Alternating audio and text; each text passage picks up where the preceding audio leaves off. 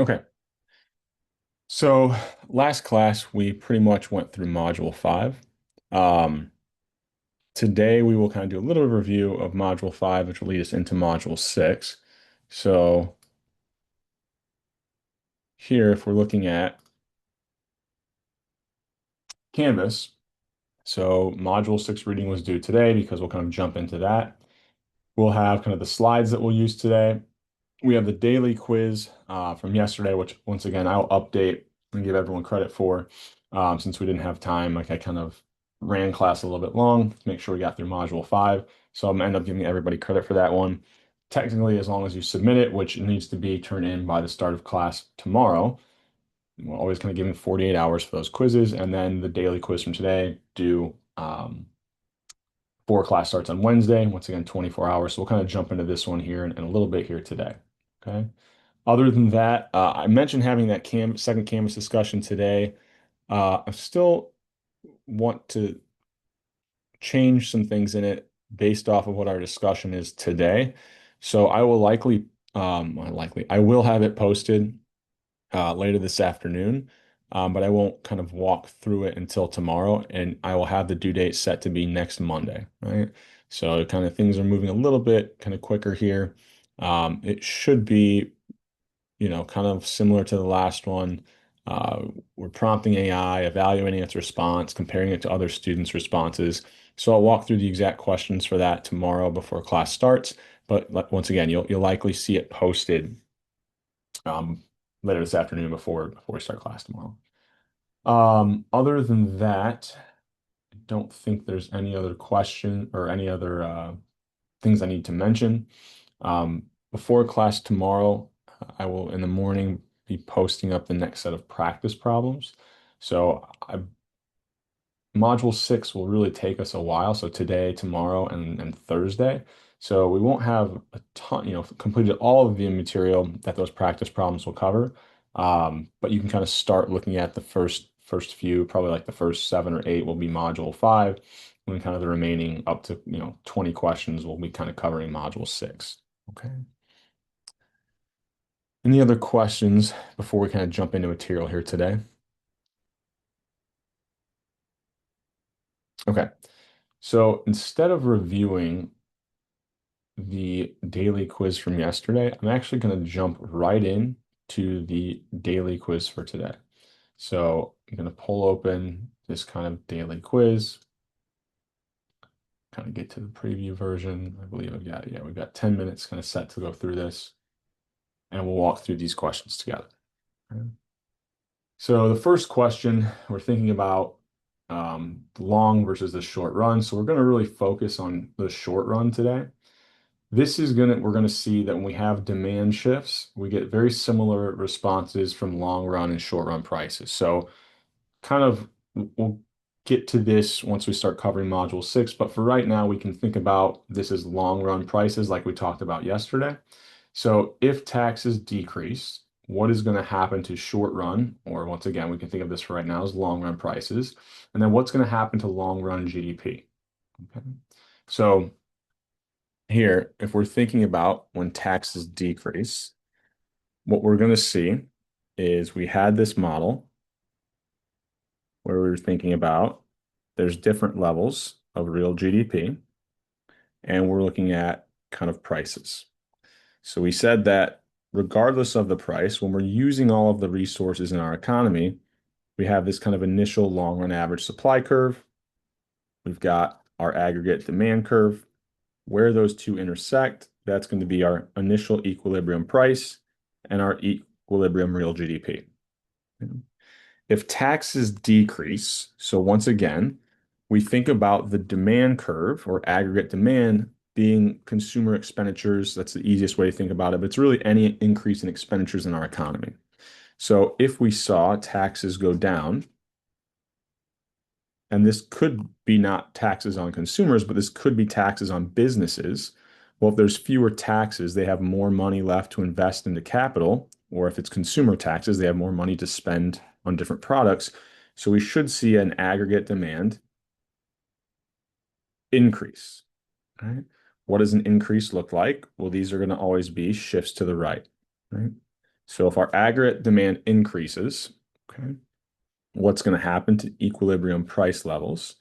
We should see that equilibrium price levels increase, right? So this causes prices to go up, or if prices are going up in the long run, we would call this inflation. Okay? Now, what happens to real GDP? The only thing we said that causes changes in real GDP are changes in that long run aggregate supply curve. So shifts in our aggregate demand won't actually cause any change in our real GDP in the long run. We'll see today, we'll kind of contrast that to the short run, but in the long run, changes in aggregate demand don't change our potential kind of real GDP. Okay. Any questions on that one before we keep moving? So we see that short run prices will increase and that long run GDP should remain the same. Okay. Now, the second question we've got simultaneous changes. So we have an increase in exchange rates, or sorry, I shouldn't say increase, an improvement in exchange rates, but we also see that labor supply decreases. Well, if exchange rates improve, right, that means that our money has more purchasing power, which would increase aggregate demand. So we really have kind of the same changes, right? So I've got my aggregate demand increase caused our prices to go up, but no change in long run real GDP. So that was our first change. The second change we were told was that labor supply decreases. So when we're thinking about what that would do, kind of draw these out separately. I put them both in the same graph yesterday to kind of highlight simultaneous changes and how potentially we would get differences in the outcome depending on which change was larger. So that might play a role here in a second. But if we're thinking about labor supply going down, so what factors did we say change our long run aggregate supply? It's going to be any changes in this acronym PULL. So we said productivity, physical capital or other resources, labor, or education levels. So if we see a decrease in so that would actually end up causing a decrease. Sorry, labor supply would cause a decrease in long run long run aggregate supply, which would do what? Well, initially, here was our kind of long run real GDP and equilibrium prices, where long run aggregate supply hit aggregate demand. After this change, we see that prices are going to increase, but that real GDP is going to decrease. Okay. So what combination do we have here? Okay. Well, prices go up, right? Real GDP goes down. Okay. And I think the way I had this question should be kind of going through a different example because it's a little bit more interesting.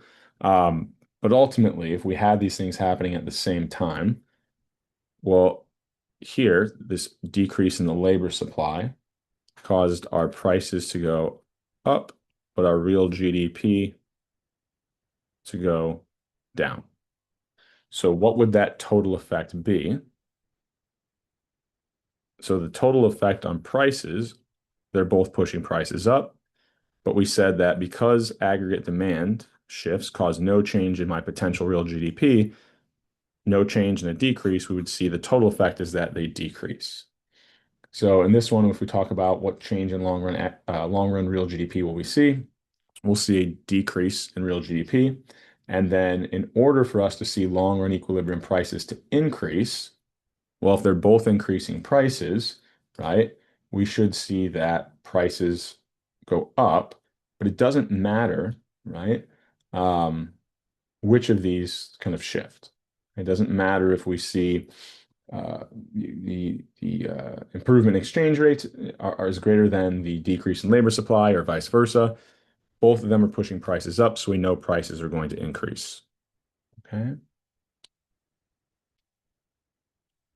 So in that second question, move here, share this. So we answered the first one. So the second one, we know that real GDP, whoops, is going to decrease.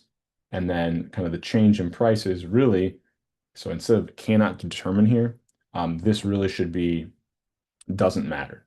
I probably should have phrased this a little bit different, but it doesn't matter which of these is larger. We know prices are going to go up. It doesn't matter if it's less than or greater than. We're going to see the same change in price. Okay. So I think I have this kind of set a little bit differently here. But here we're going to go with that response of cannot determine. So submit that quiz. If it counts this one as incorrect, I'll change it after class because I have another example that I had thought of here, but the wording wasn't quite what I wanted it to be. I wanted to work through two examples here. I thought I had one in question two that flipped these, but here for the sake of kind of answering it, we'll put cannot determine. Okay.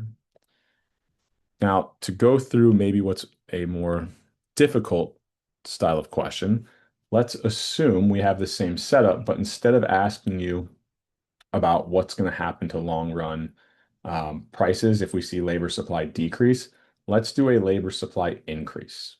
Okay.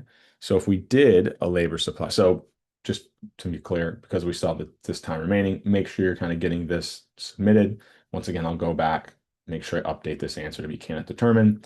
The one that I had wanted to look at was when I have a labor supply increase. So let's think about what would happen there. Okay. So not changing the impacts on the exchange rate. So we still had that aggregate demand increase caused caused my prices to go up, but my real GDP didn't change from that. Okay. If instead we had labor supply increasing, okay, what would that do? Well, here was our original kind of aggregate demand. Here was our long run aggregate supply. Here was our price level. Equilibrium price, equilibrium real GDP or potential GDP. If we saw labor supply increase, that means we have more resources to kind of put towards output. So we should see a long run aggregate supply increase as well. So long run aggregate supply increases. What impacts is that going to have? Well, there we would see real GDP actually increases, right? Kind of the reverse of what we saw when we had labor or long run aggregate supply decreases, labor supply decreases. And then what's going to happen to that long run aggregate supply? From that long run aggregate supply increase, our prices go down. So to kind of stack these, what did that long run aggregate supply increase to? It pushed my prices down, but my real GDP to go up. So if that's the kind of combination we have, what is our total effect going to be? Well, we know real GDP has to go up, right?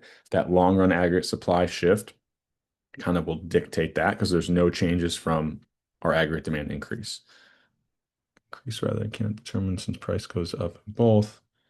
So it doesn't matter, right? If prices go up in both, we won't see it's asking that for an order to prices and in order for prices to increase, what would be true? So it's not asking if prices will increase. It was asking for prices to increase, what would we have to see being true? Well, it doesn't matter which of those effects is larger. They're both increasing price. So we will ultimately see, no matter which one is larger, an increase in prices there. And to make differentiation between the long and short run, that's what module 6 is about. So we'll dive into that after we kind of review some of the stuff from module 5, because we'll be reusing it and applying it to the short run. Okay. Does that answer the questions there? Okay, so if we had this other combination, what's happening is we don't know what's going to happen to prices because both of these effects are happening simultaneously. They're pushing price in opposite directions. So if we saw prices increase, which is kind of how that question was phrased, what would have to be true? The effect that was increasing prices must be larger. So there it was that improvement in our exchange rate must have been larger than that increase in our labor supply. If the reverse was true, then we would have seen prices actually go down. So if I didn't ask you about which is larger and I just asked you about what happens to the price, indeterminate, right? Um, However, if I'm thinking about I know prices go up, then what has to be true, the one that was driving prices up, that effect must be larger.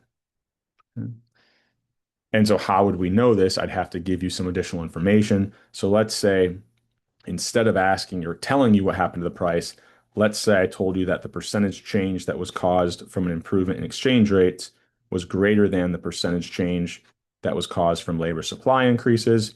Well, if this effect is larger, you know then prices must have went up. Okay. And I guess I probably should have color coded this here, right? This was kind of our aggregate demand increase. This was our long run aggregate supply increase. Okay. Any questions there since I kind of added in a second question? Okay. All right. So let's go. So that was the kind of one we'll kind of change there. This really lined up with my second example. So let's instead, oh, we'll go back to the Canvas page. But now we're going to dive into, so you can open up those module 6 slides. We're going to dive into, well, what happens or how do we differentiate to the question earlier? What's going to be the difference between long and short run? Okay. So are we going to go over the, no, so I'll kind of skip the daily quiz from yesterday. In fact, I'll post a clip of me working through it, just a short clip. But ultimately, it's going to be very similar to the types of, it's actually easier than the types of questions that we just worked through. But I'll post a clip up of that if you're interested in kind of how to go about solving those two. Okay. So now we want to think about, we've got a very similar model, but we now want to think about how are things going to change in the long versus the short run. So as a review, we kind of did this with the daily quiz, but if we see anything that decreases, right, any decreases in that POLE acronym, so this was our example of if we had, instead of an increase in labor supply, a decrease in labor supply. If productivity falls, if the average education level decreases, or our investment or level of physical capital goes down, all of those would cause long run aggregate supply decreases. What would those decreases do? Cause inflation or raise our long-term price levels, our long run price levels. It also lowers our potential real GDP because we don't have as many resources to put towards producing goods, okay? Even if aggregate demand remains constant, okay? So here we would see inflation, and just to kind of tie these things together, if we see real GDP decreases, essentially having a lower levels of output, companies require fewer workers, we would also see increases in unemployment. So primarily, I will just kind of focus on real GDP, but really, if we know what happens to real GDP, we know what happens to unemployment. Real GDP decreases would increase in unemployment, and real GDP increases would decrease unemployment, right? Those two things work counter to each other. So we'll kind of review that. So we've got changes in POLE. So that long run model is what we would call kind of our classical model, and it has some shortcomings, right? It does a really good job at producing long run predictions for equilibrium, but it doesn't do as great of a job in the short run because in the short run, not everything can immediately adjust, right? Even to factors that increase POLE, like if there's an increase in education levels, it takes time for for individuals to obtain that education, but then B, employers to kind of search out those workers, to then implement them in their production process. And so it's going to be some time in which we could see longer aggregate supply adjust. It's also going to take some time for price levels, right? We looked at aggregate demand and long run aggregate supply changes. Ultimately, every single time we have changing in prices, but that doesn't happen immediately, right? So we would, what we would call this is that prices are sticky, right? Specifically due to supply factors, kind of that first kind of scenario examples I gave. So another example of this is, with labor, right? Even if they have higher levels of education, well, maybe they're tied into contracts, or maybe the union has certain contracts for the current labor force, and maybe those need to update over time that adjust to this skill level improvement of our employees or our labor. Also, this might seem like a dumb example, but it's, just the practicality of at restaurants. Let's say that we see fewer workers that are willing to work for this level of skill, right? To maybe be um, working at, say, fast food place or something like that. Well, we can adjust maybe the prices of workers, but if our labor supply decreases, we said there should be an increase in prices, but I can't, I'm not printing new menus day to day, right? And so it's costly to produce these new menus, institute new prices. So this would be one in which prices are sticky. It takes some time for them to update their menus, uh, estimate what the new cost of producing these food products are. And so we don't see an immediate change in prices.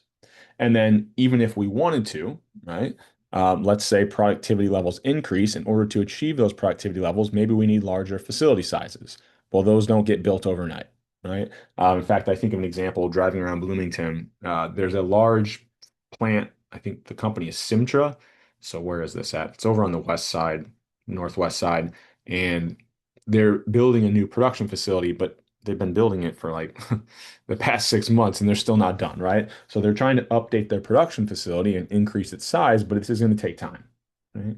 And until they have that production facility, there's not going to be changes in the price of their good because they haven't been able to use that new technology or productivity of having this larger facility size because it's not yet there, right?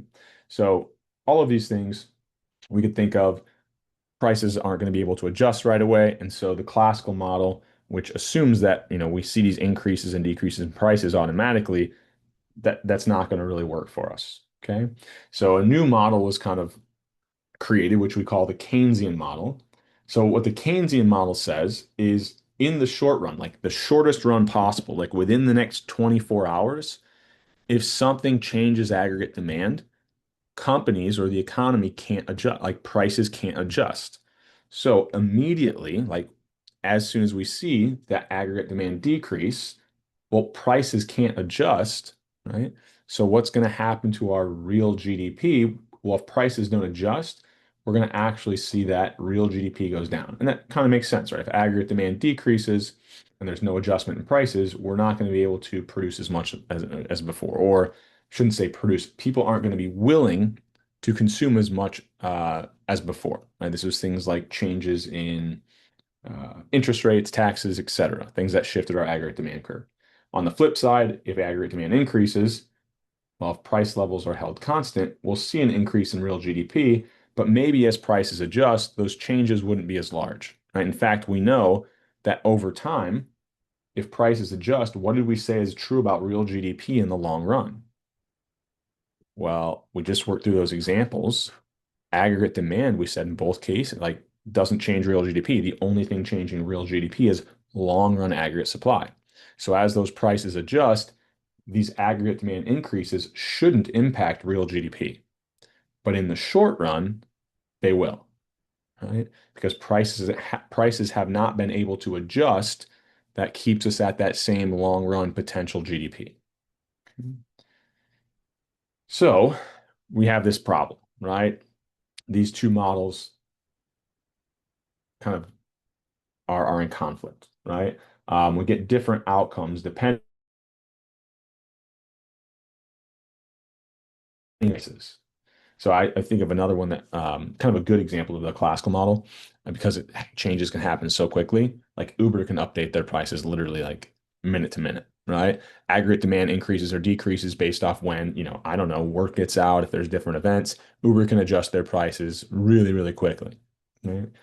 Talk about restaurants, menu prices, when you need new production facilities, there we don't see them being able to update right away. It takes some time.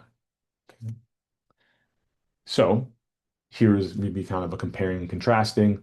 Price levels change in the long run once prices can adjust, but in the short run, increases in aggregate demand actually will cause changes in the current level of real GDP. This isn't long run.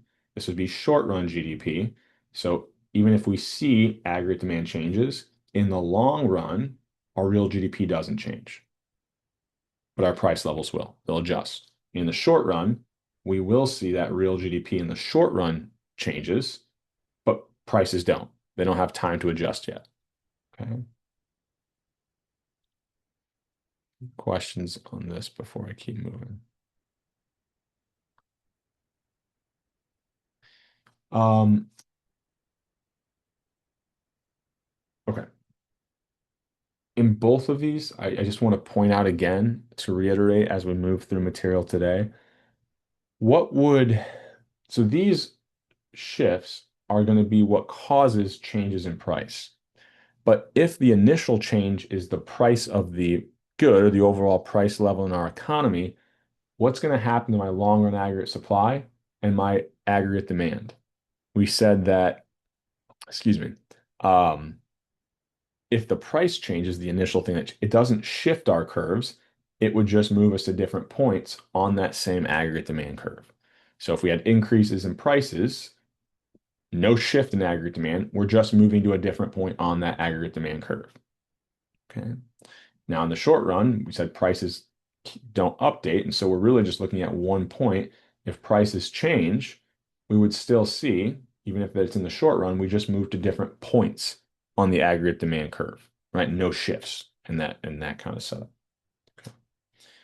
So, um, excuse me, if we're thinking about prices, some prices can adjust and some prices can't in the short run, then what would our actual long run aggregate supply look like? So these two models both have their shortcomings because even in the short run, like my Uber example, we know that some prices can update automatically. So we want to kind of create a combination of the two where we allow for short run prices to actually respond to these aggregate demand changes. And we won't put in long run aggregate supply right now. We're just thinking about how would we explain short run aggregate supply. It's going to be like any other supply curve that we have in other markets. So this is like, once again, if you've taken B251, this would be kind of a typical supply curve for a product. It's going to be an increasing supply curve. That as prices in the economy increase, companies are willing to or able to produce higher levels of output, right? So as prices go up, so would our short run aggregate supply. Now, in the long run, even if we have a change in prices, right? If we're using all of our resources, that's our maximum level or potential level of real GDP. So when we had prices changing, we saw no change in real GDP in the long run. But in the short run, we have some adjustment, but some, somewhat sticky prices. We'll still see that we have this increasing short run aggregate supply curve. So it looks a little bit different than the long run average supply curve. Okay. Now we still identify the equilibrium in the short run as where does my current aggregate demand hit my current short run aggregate supply. Okay, so we're still identifying that equilibrium where these two curves cross. Sorry, I'm trying to get to my chat bar. Oh, there it goes. Why is this horizontal versus horizontal? So my example where we had completely horizontal short run curves, this was our Keynesian model and it said prices were sticky. But what this would imply is prices are completely sticky. That even over the course of a week, there's no adjustment. We know that there are, companies are wanting to, and as time goes by, they are adjusting to these price changes. It's just not, they can't adjust it completely. Right? So we don't have this kind of vertical supply curve. It's going to be slightly increasing. Kind of that, you think about it. If I have this vertical long run average aggregate supply and a horizontal, but the truth is that somewhere in between, then it's going to be increasing. Like if, I don't know, think about like folding these two, kind of pushing these two towards each other, which is why we end up with this kind of increasing short run aggregate supply.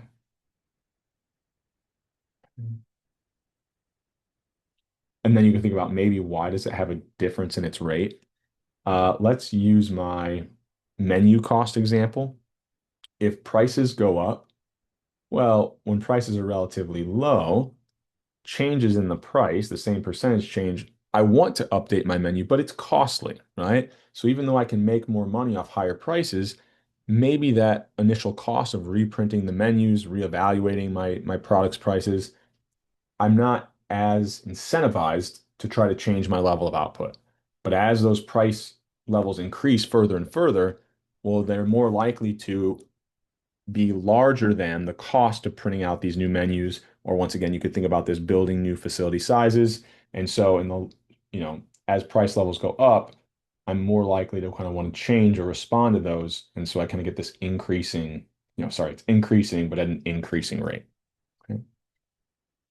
Does that answer the question there? Fine. Okay. All right. Perfect. So this kind of upward sloping short run aggregate supply is a combination of those two models, right? So I'll kind of refer to this as the short run aggregate demand, aggregate supply, or aggregate supply, aggregate demand model that we'll be using. So what happens is that when we're in the long run, the equilibrium point is going to be not only where our long run aggregate supply hits our aggregate demand, but also where both of those would hit our short run aggregate supply. Because in this case, our short run equilibrium price, where our short run aggregate supply hits demand, is the same point as where long run aggregate supply hits our aggregate demand curve.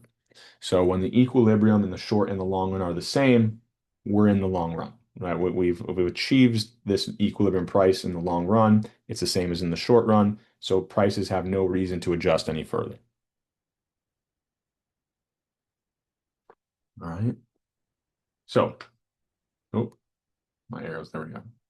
So what are some things that are going to, we talked about determinants of long run aggregate supply and aggregate demand. We went through those in module 5.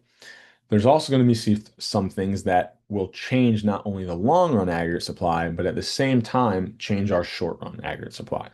Okay. So things that would shift both if we have new raw materials, a discovery of new raw materials, excuse me, that's going to increase the level of output we can get in the future, but it's also going to increase the level of output that we can currently get. We can use those new materials relatively quickly. Now, it might take some goods and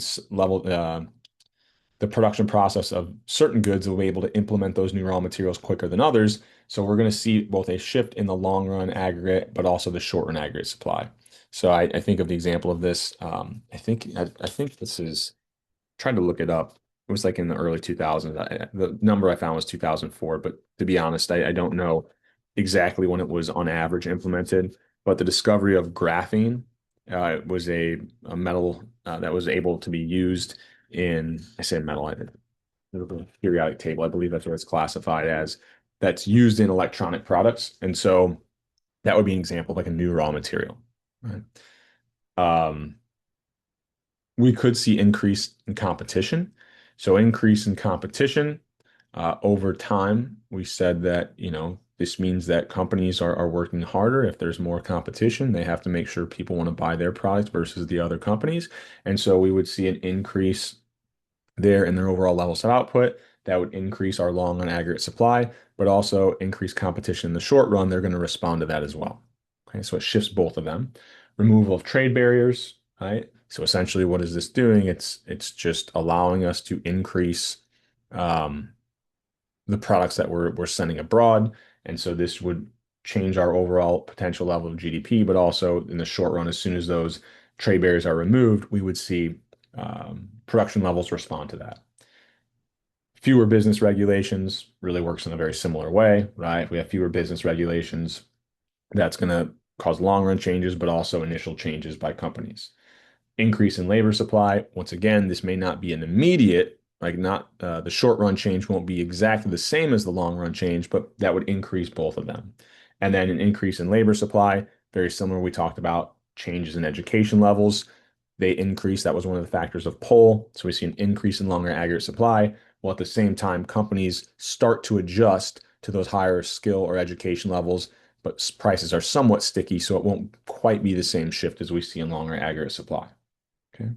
So these are some of the factors that we talked about that shift longer aggregate supply. They'll also shift they'll also shift not only longer aggregate supply, but also short run aggregate supply.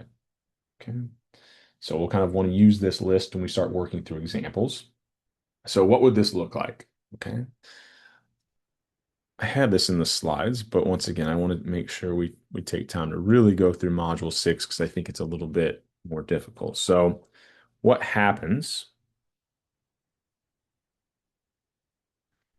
if one of these things changes? So we'll say higher education levels, right? Well, initially, here's our aggregate demand curve.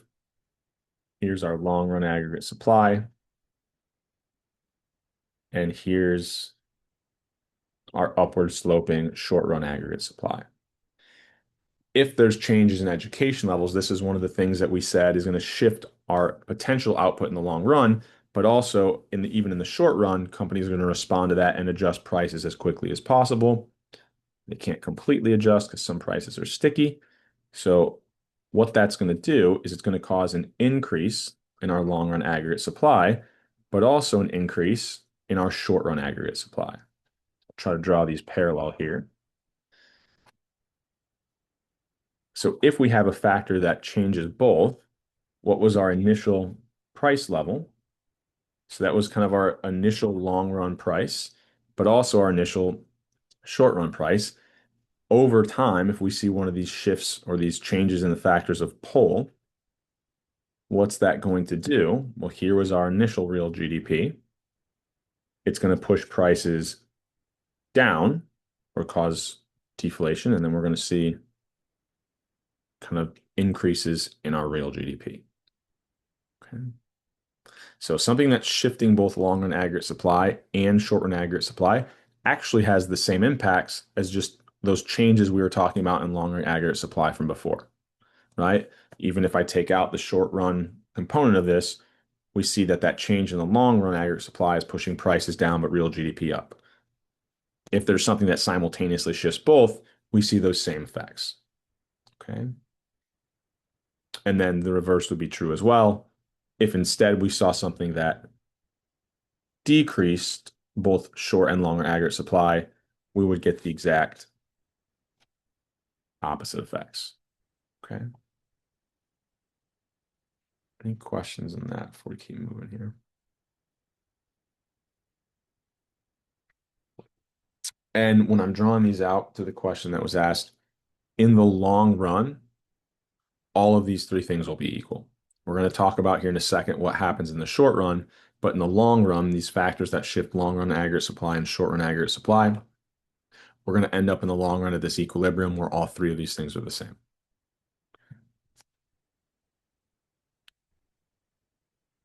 So, oh, there we go. Making sure you can see my slides here. All right. So, we kind of went through this. We see an increase in both. What happens? What if we had a decrease? I kind of showed that with the green markers. We're just shifting in the opposite direction, right? So if I have a decrease in long run aggregate supply and short run aggregate supply, we see instead increases in prices and decreases in real GDP. Okay. So I want to make sure we have a little bit more time for this. But let's say instead we don't have something that changes our supply, but we instead have a change in our aggregate demand curve. So the things that would change aggregate demand goes back to module 5, all the factors that we talked about there. So we said things like a decrease in taxes, changes in the real interest rate, improving economic conditions abroad. That list that we had, the same things that are going to cause short run and long run aggregate demands, right? Demand or create these demand changes.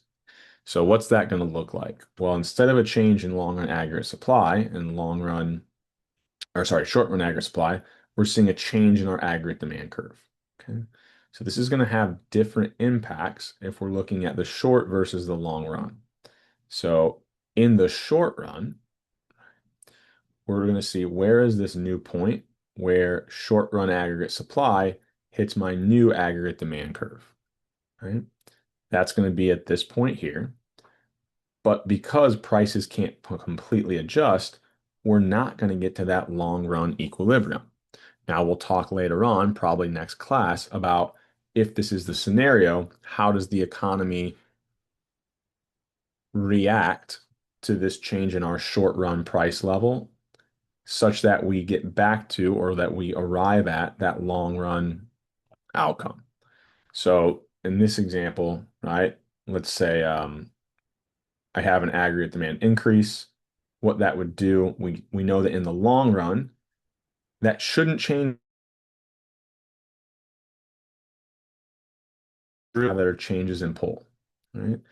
But it takes time, right, to adjust to aggregate demand changes. So even if there's no change in the productivity, labor, education, or physical capital, the potential real GDP hasn't changed. Okay? But in the short run, we'll see an increase in this real GDP. So that long run GDP, we said at the examples we started out with today and last class, aggregate demand changes don't change our long run equilibrium GDP. However, in the short run, where does the short run aggregate supply hit my aggregate demand curve? Right here. So we will see that both prices and real GDP adjust. Okay. I'll draw out what happens with an aggregate demand decrease just to kind of make some additional points here. But when we see that real GDP in the short run is higher than the long run GDP, we're going to call this an inflationary gap. There is a gap between the current and the long run levels of GDP. Now, what is really driving that is that prices haven't been able to completely adjust. In the long run, we know prices want to increase all the way to this new point. But in the short run, they've only increased by a portion of that. So because the prices are currently lower than the long run prices, we know that there's going to be inflation, right, moving towards that long run. That's why this real GDP gap, we call this the inflationary gap. It's being caused by the fact that prices haven't been able to increase by as much as we know they will in that long run. Okay. Any questions on that before I kind of draw out a model where it's the same model, but we're going to look at a decrease in aggregate demand? Okay. So I think I have this slide left open where we're going to look at this. Okay. So let's say instead we've got our short run kind of combined with our long run aggregate demand and supply model. So we're looking at price levels here. Here's kind of our initial aggregate demand. Here's our initial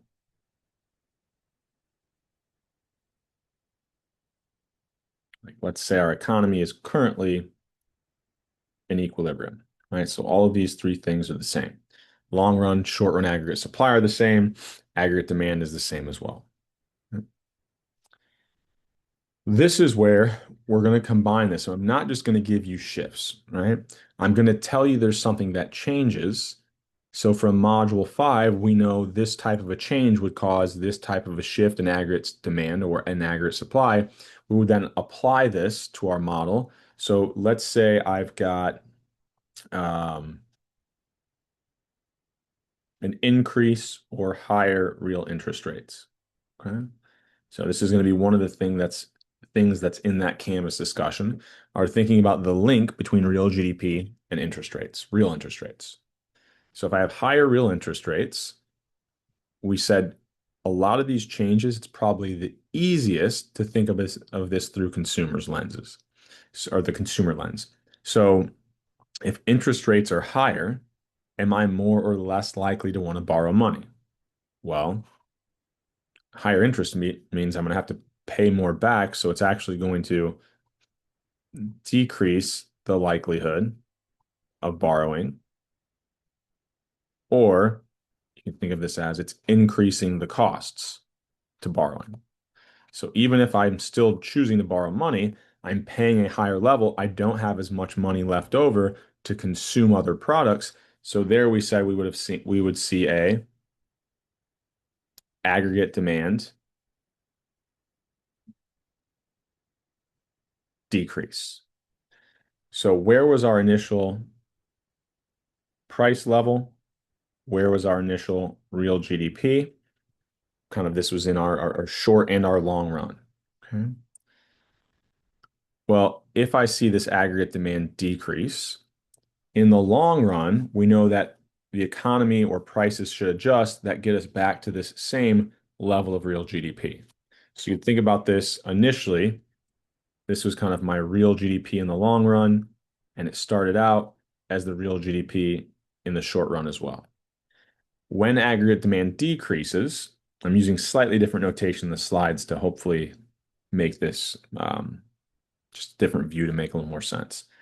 So I can think about here, this is going to be my price in the short run, right? Compared to that initial equilibrium point. Well, the point where this new aggregate demand curve hits my short run aggregate supply is going to be right here.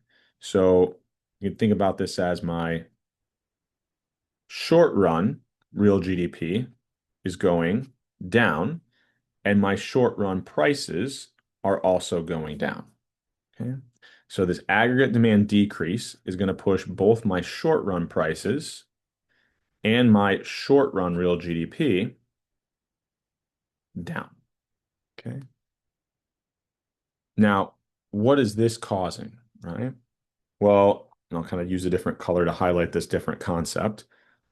What we notice here is our kind of second short run GDP, or this GDP after this aggregate demand decrease.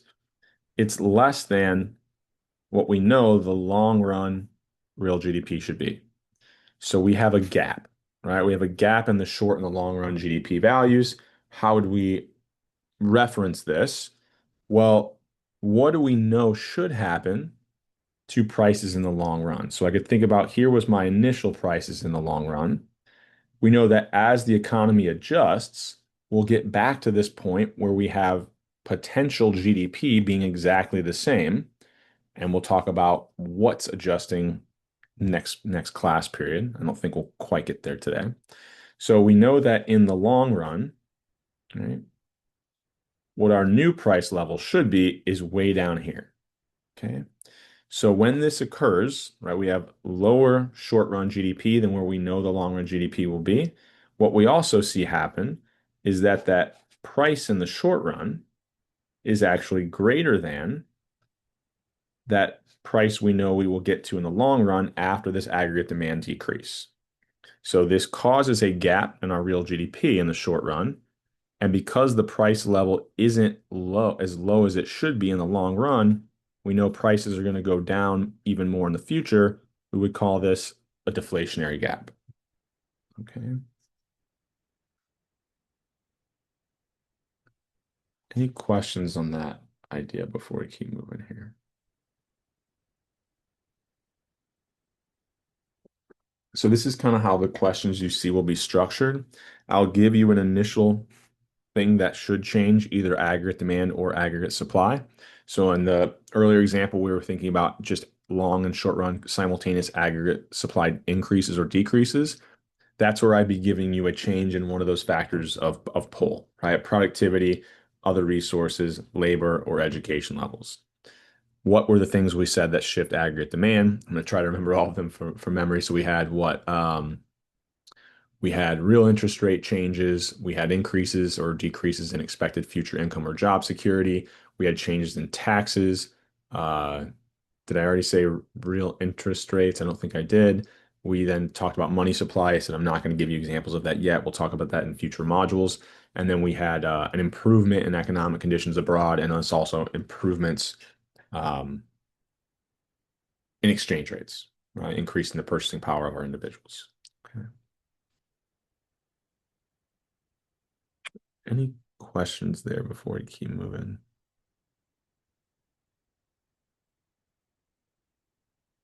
Okay. Um, let me think if there's anything else I want to say here. I think we're good. So let's go back and think about, right, what our short run responses will be. Right? So I tried to kind of summarize this, but when we had that first slide when we had changes or increases in aggregate demand in the short run that caused our short run price to be less than what we know our new long run equilibrium price will be. So when I'm kind of summarizing this here, the price that you're comparing to and the GDPs you're comparing are always the current short run price in GDP, not to the initial equilibrium price in real GDP, but to where we know the future real GDP will be. Okay. And then what we just kind of said, that was causing an inflationary gap. If the reverse is true, where we had the short run price isn't low enough yet, right? It's greater than where we know it's going to end up in the long run, and that the current real GDP is actually less than what we know the long run GDP will be. That's where we said that gap is caused by the fact that prices aren't low enough yet, or we have a recessionary gap. So this is maybe a good way to kind of summarize the impacts of those short run kind of aggregate demand. They don't have to be short run. They could be, they are shifts in the short run, but they could be, uh, they could remain in the long run, right? So just looking at those impacts of the short and long run aggregate demand changes. Okay. All right. So let me make sure before we move on if there's anything else that I need to say here. Short run. Okay. I think we're good. Um, so what gets a little bit more complicated, right, is what if we have just a change in our supply, our short run aggregate supply curve? So we already worked through examples where we had things that changed our long and our short run aggregate supply curve. So let's say instead that we have something that initially, right, the economy can't adjust to, and that potentially it may not cause changes in long run aggregate supply, but only changes in our kind of short run. So maybe this is like primarily going to be thinking about cyclical changes in our economy because we said potential real GDP, the overall level of output we can produce. We know that the economy kind of has these ebbs and flows, right? That let's say, for example, currently, when we're looking at the natural unemployment rate, we were taking out cyclical unemployment, but we know it exists, right?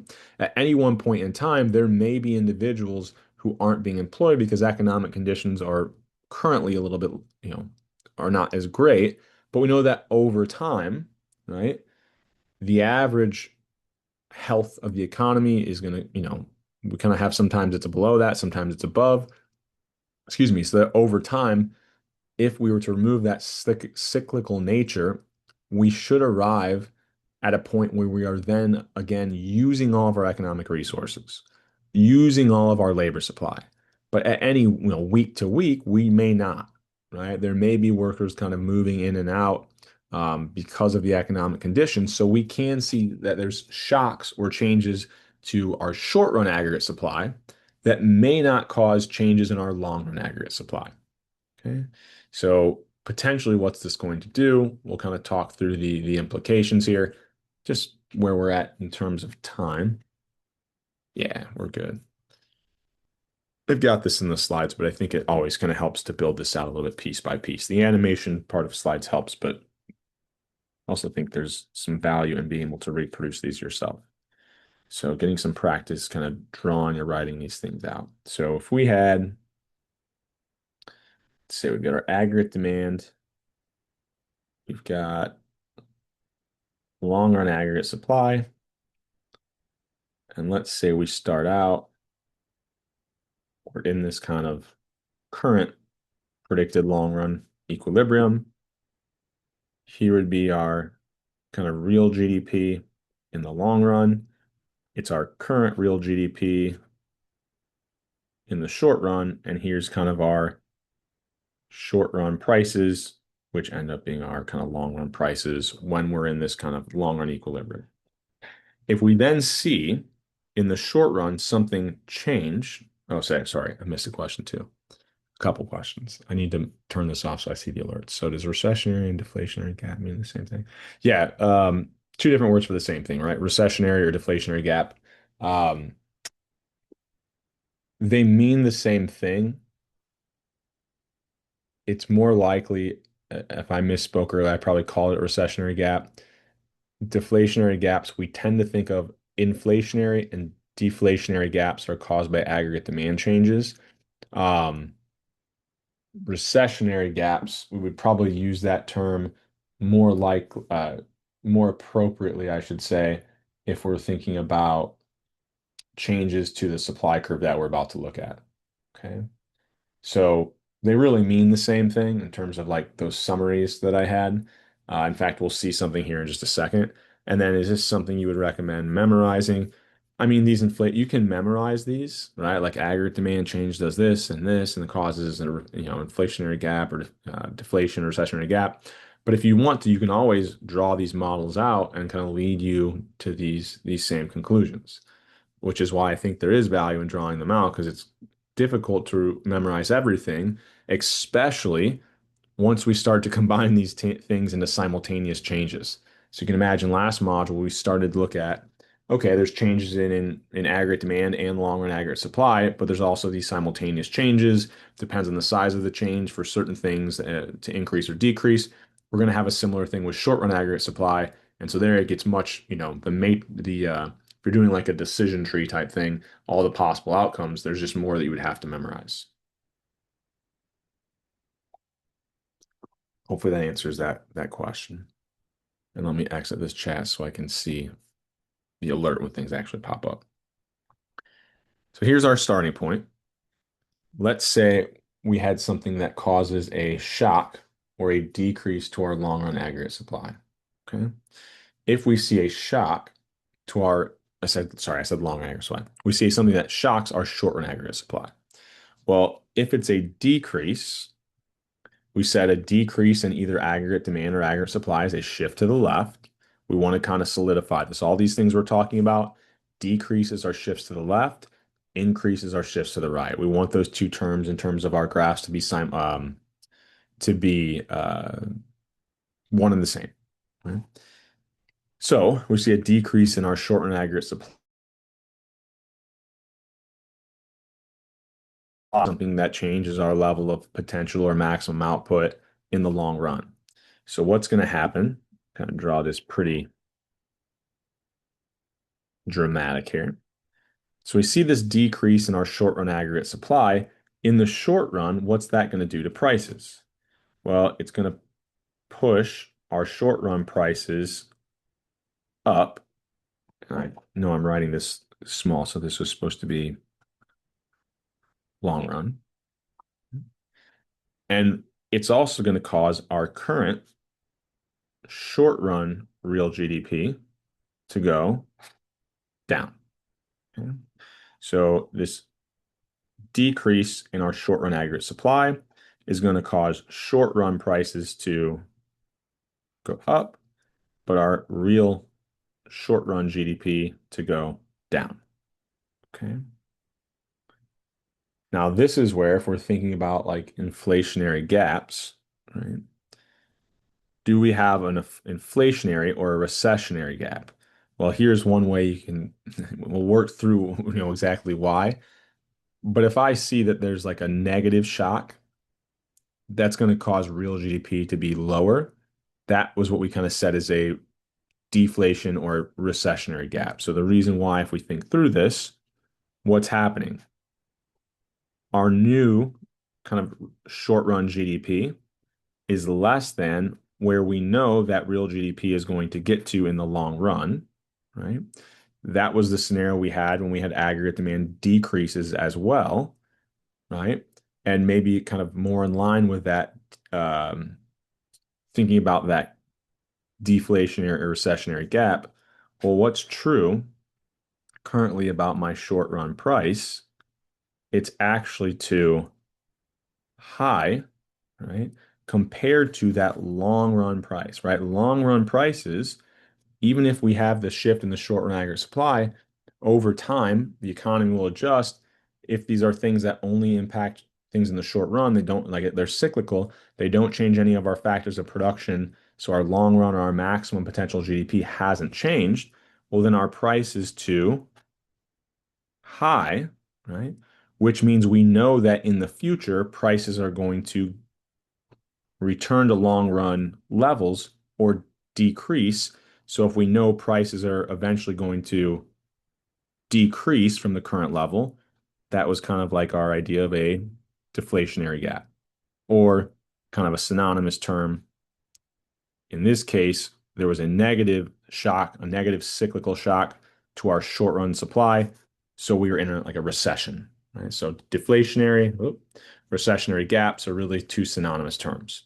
It's just that when we think about it being caused by aggregate demand, generally we would think of this referred to more as deflationary gap. It's still a deflationary gap, but when it comes from changes in short run aggregate supply, you might also see that more likely to be referenced as a recessionary gap, but they both mean the same thing. Okay. And my decrease here was we mean that we know that prices in the future should be decreasing, right? We should be going from these higher prices to those long run prices. Okay. Any questions on that? Okay. So I've got that model in the slides. Um, so you can go back and reference those, and I might even revisit them at the beginning of next class. But let's also go through, once again, I want to kind of go through this a little bit slower. So let's say instead,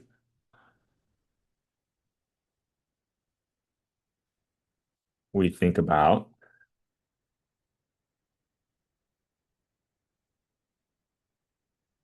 here's our aggregate demand. Here's our long run aggregate supply. And let's say the initial starting point is right here, right? We're in this kind of long run equilibrium where long run aggregate supply is equal to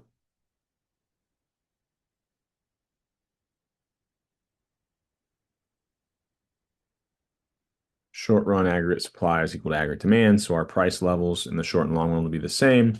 And we've got kind of here was our initial starting real GDP.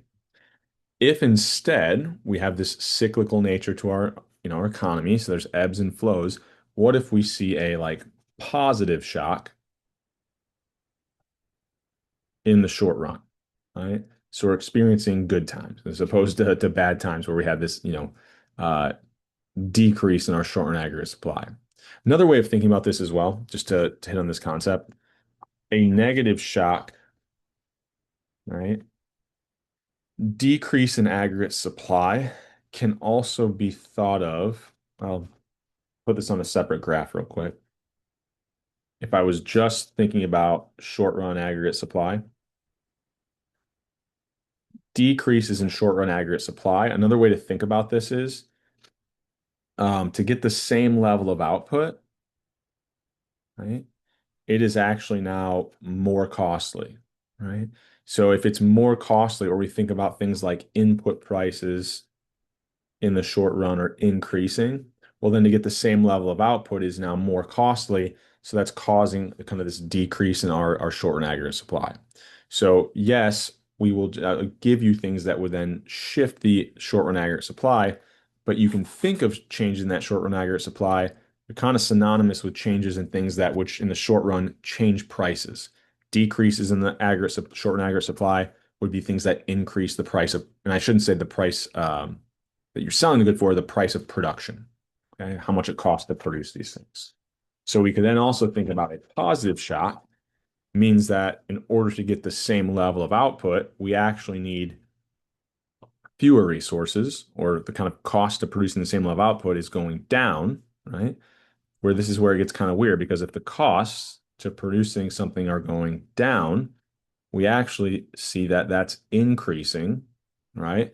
Or causing a shift to the right in our short run aggregate supply. So this kind of goes back, we said we can think of it as at the same price, we can now produce more because things are less costly, or to produce the same level, we now have to spend a lower level of money, right? So this is a increase in our short run aggregate supply. It's a positive shock, which would almost be like input prices or the price to producing this good have in the short run decreased. So I know that's a little counterintuitive there, right? Because lower input prices actually increase our supply, right? If it's cheaper to produce something, we want to supply more of it. It's kind of that relationship. So what did this do, right? Well, if we saw an increase in our short run aggregate supply, that's actually going to cause our short run prices to go down, right? It's going to cause our short run. So here, this was kind of our initial short run, which was the same as our long run GDP. But our new short run GDP is going to be higher, right? Our price in the short run is going to be lower. So we have a gap, right? Our current short run real GDP is above, right? So now we've got that the short run GDP is actually greater than where we know that long run GDP is eventually going to return to. Because these short run shocks, they don't change the overall maximum amount of output we can produce, right? So here we would kind of be back at that long run point. And where's the long run? Excuse me, where would our long run kind of prices be if we were facing these short run costs?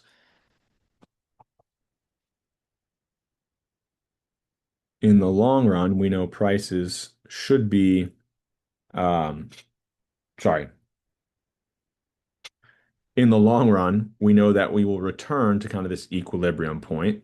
So what's going to be true is that over time, we know that things should adjust to these lower prices and that our current short run prices are too low. So this gap that was caused in our, this gap that was caused in our real GDP, the prices are currently too low. So over time, what is going to happen? Prices are going to return to that long run level. So we know that prices are going to increase over time, or this gap was caused by, we know that when that gap is closed, prices are going up, or we would reference this as an inflationary gap. Okay. So you can think of this in two ways. When real GDP is currently higher than the long run level, we have an inflationary gap. When our current real GDP is below that long run level, we know we've got a recessionary or deflationary gap. And that's where the word recessionary can kind of help you remember this relationship. Our current real GDP is too low. We're in a recession. Our current real GDP is too high, right? Well, that means we kind of have like a booming economy. We know that over time, prices are going to return to these higher long run prices, and we have this inflationary gap. Okay. Any questions on anything there? Okay. So that kind of brings us to the end of class here. So I'll mention a couple things as in closing. Once again, you'll see that Canvas discussion pop up. I'll talk more about that in class tomorrow. Uh, if you're watching this after the fact, that daily quiz, remember they're always due like 48 hours later before class starts. So today's daily quiz would be due before we start class on Thursday. And then next class, we'll continue with module 6.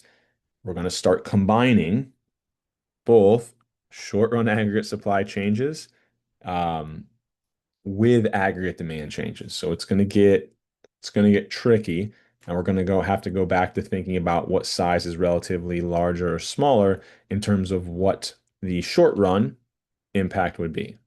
Okay.